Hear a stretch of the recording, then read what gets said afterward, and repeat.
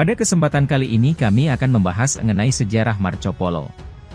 Marco Polo adalah salah satu penjelajah dunia paling terkenal yang hidup pada abad ke-13. Kisah Marco Polo menelusuri jalur sutra hingga ke negeri Cina tertuang dalam sebuah buku berjudul Perjalanan Marco Polo. Dalam buku tersebut, diceritakan bahwa ia bersama ayah dan pamannya melakukan perjalanan dari Eropa ke Asia antara 1271-1295. Marco Polo, yang sempat tinggal di Cina selama 17 tahun, menggambarkan tentang kebudayaan daerah timur yang maju. Selain itu, Marco Polo ternyata pernah singgah di Pulau Sumatera dan mengaku melihat makhluk mitologi berwujud kuda bertanduk satu atau unicorn. Marco Polo lahir di Venesia, Italia, pada 1254.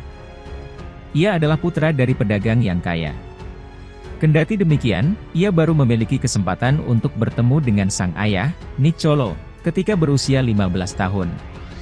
Pasalnya, sang ayah dan pamannya, Maffeo Polo, adalah pedagang permata yang menghabiskan sebagian besar waktunya di Konstantinopel. Perjalanan Niccolò dan Maffeo ketika bergabung dengan misi diplomatik ke Istana Kubilai Han, penguasa Mongol, itulah yang nantinya membawa Marco Polo menjelajahi negeri-negeri di Asia. Marco Polo memulai penjelajahan dunia pada 1271, ketika ia berusia 17 tahun.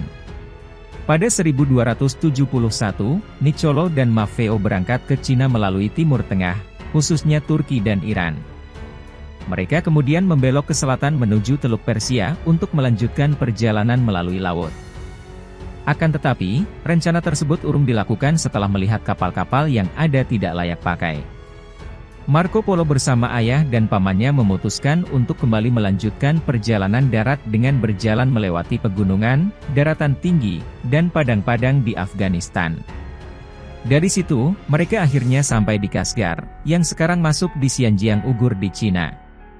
Perjalanan dilanjutkan melalui Gurun Gobi dan sampailah mereka di Kambaluk. Lama perjalanan mereka menuju Cina diperkirakan sekitar 3,5 tahun, karena cuaca yang tidak menentu dan Marco Polo sering sakit.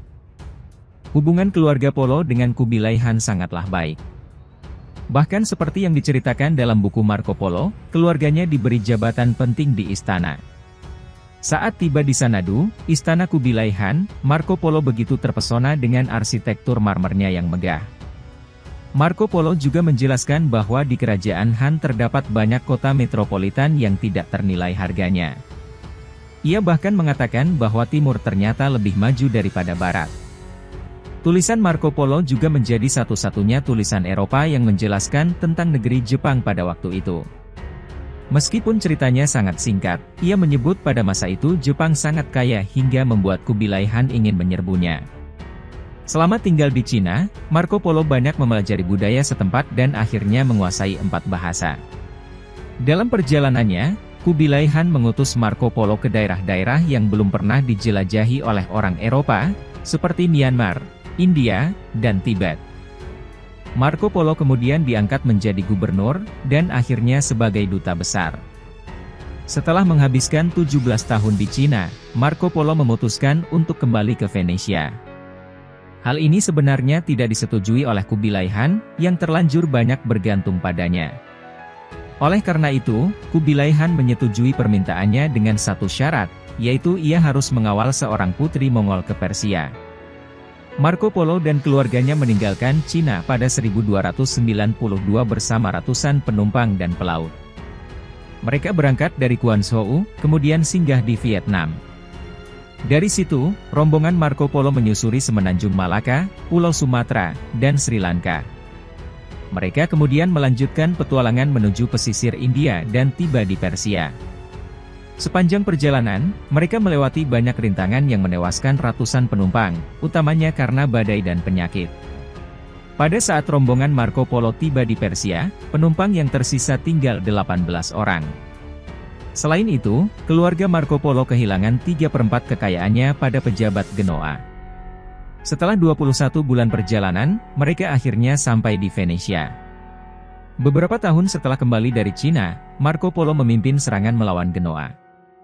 Marco Polo akhirnya ditangkap dan dijatuhi hukuman penjara di Genoa, di mana ia bertemu dengan tahanan yang merupakan seorang penulis bernama Rustichello. Konon, Marco Polo menuliskan bukunya, Perjalanan Marco Polo, yang kemudian sangat terkenal, di penjara ini. Perjalanan Marco Polo, memuat kisahnya ketika menuju dan kembali dari Asia, kebudayaan yang ia pelajari, serta pencapaiannya.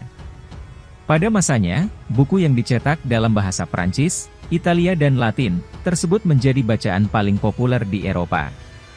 Kendati demikian, banyak juga yang mempercayai bahwa cerita yang dituangkan Marco Polo dalam bukunya hanyalah sebatas fiksi. Dari bukunya, diketahui bahwa Marco Polo pernah singgah di Indonesia, lebih tepatnya ke Pulau Sumatera dan Jawa, dalam perjalanannya kembali ke Eropa. Menariknya, ia mengaku melihat unicorn atau makhluk mitologi berwujud kuda bertanduk satu. Namun, para peneliti menyimpulkan bahwa hewan yang dilihat Marco Polo sebenarnya adalah badak Sumatera. Marco Polo menyebut bahwa Pulau Jawa sangat luas dan menceritakan tentang penyerangan Kubilai Han ke kerajaan di Jawa. Selain itu, ia juga menguraikan tentang beberapa kerajaan yang berdiri di Nusantara saat itu, seperti Kerajaan Perlak, Samudera, dan Lamuri. Marco Polo dibebaskan dari penjara pada 1299, ketika Venesia dan Genoa akhirnya berdamai.